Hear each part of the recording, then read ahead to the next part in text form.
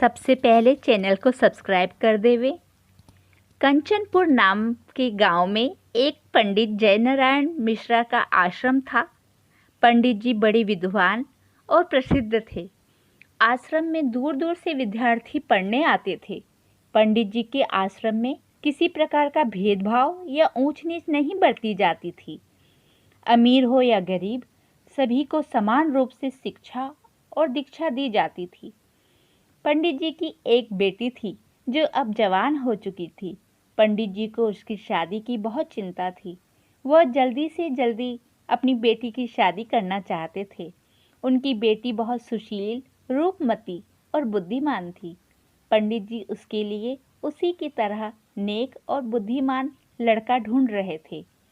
एक दिन पंडित जयनारायण के मन में विचार आया, क्यों ना मैं अपने शिष्यों की परीक्षा लूं और इन सब में जो सबसे बुद्धिमान होगा उसी के साथ अपनी बेटी की शादी कर दूं।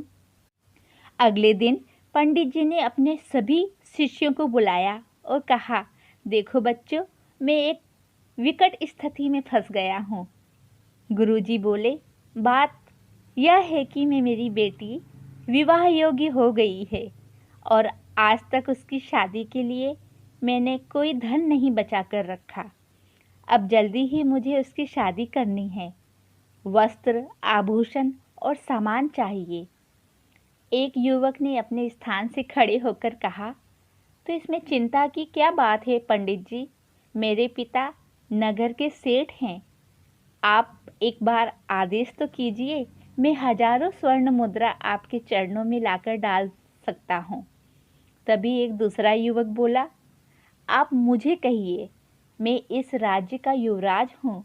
आपके एक इशारे में मैं आपके कदमों में हीरे और मोती के ढेर लगा सकता हूँ। इसी प्रकार बहुत सारे युवक अपने अपने सामर्थ्य के अनुसार धन देने की बात कहने लगे, किंतु पंडित जी ने किसी का भी प्रस्ताव स्वीकार नहीं किया और बोले, नहीं नहीं, इस प्रकार अगर मैं आप लोगों से धन मांगूंगा तो मेरी कितनी बेइज्जती होगी। लोग कहेंगे कि बेटी की शादी पंडित दान मांग मांग कर रहा है। फिर विद्यार्थियों ने कहा, फिर गुरुजी आप ही कुछ उपाय बताइए।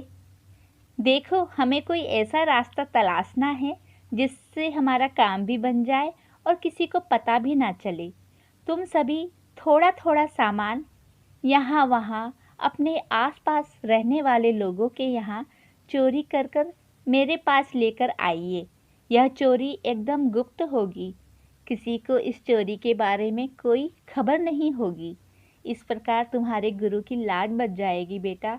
सभी विद्यार्थी एकजुट होकर बोले, गुरुजी आप चिंता ना करें, हम जैसा आपने बताया है वैसा ही करेंगे। हम आसपास घरों में चोरी कर गुप्त रूप से सामान लेकर आपके पास रख देंगे, जिससे आपका काम भी हो जाएगा और आपकी लज्जा भी रह जाएगी। सभी शिष्य अपने काम में लग गए। जो भी शिष्य कोई वस्तु या आभूषण चुरा कर लाता उसे चुपचाप गुरुजी को दे देता। कुछ ही दिनों में गुरुजी के पास ढेर सारी चीज़ें इकट्ठा हो गईं, ढेर सारा धन इकट्ठा हो गया। गुरुजी ने हर शिष्य द्वारा चुराए गए सामान को अलग अलग रखा। इस तरह कुछ दिन गुजर गए। गुरुजी ने देखा कि सभी शिष्य कुछ न कुछ चीज़ चुरा कर लाते हैं, लेकिन गोपाल नाम का शिष्य आज तक कोई चीज़ चुराकर नहीं लाया। अतः गुरुजी ने अपने सभी शिष्यों को एकजुट किया और बोले, गोपाल इधर आओ। हमारे हर शिष्य ने अपनी सामर्थ्य के अनुसार चोरी कर हमें कुछ न कुछ लाकर दिया है, मगर इतने दिन गुजर गए तुम कोई भी चीज़ चुराकर नहीं लाए।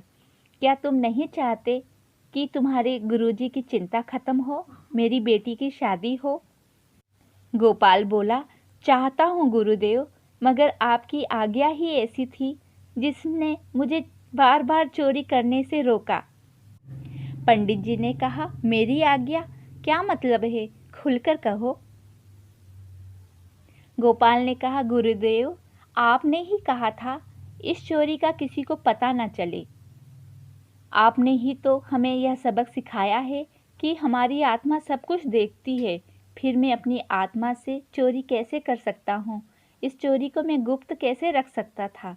बस यही एक कारण था कि मैं आज तक कुछ भी चुरा कर नहीं ला सका। इतना सुनते ही गोपाल को गुरुजी ने अपने सीने से लगा लिया और कहा, तुम मेरे सच्चे शिष्य हो। फिर सभी शिष्यों को अपने पास बुलाया और बोले, देखो बच्चों, मुझे इस बात की खुशी है कि तुमने मेरी आज्ञा का पालन किया और चोरी की, लेकिन मैं तुम्हें एक और शिक्षा देना चाहता हूँ। यदि माँ बाप, भाई बहन, यहाँ तक कि गुरु भी किसी गलत कार्य को करने के लिए कहे तो जीवन में कभी मत करना। मैंने तो तुम लोगों की बुद्धि की परीक्षा ली थी ताकि मैं अपनी बेटी के लिए सुयोग्य वर ढूंढ सकूं। यह सब नाटक किया था मैंने। गोपाल को मैं अपनी पुत्री के लिए योग्य समझता हूँ और उससे ही शादी करूँगा। मेरा यह सबक हमेशा याद रखना। जाओ, अब जो चीज़ें तुम जहाँ जहाँ से चोरी कर कर लाए थे उनसे क्षमा मांगना और उन्हें ये वस्तुएं वापस कर देना। गुरुजी की परीक्षा में गोपाल उत्तीर्ण हुआ और उसकी शादी गुरुजी की पुत्री के साथ हो गई। सभी लोग खुश हो गए।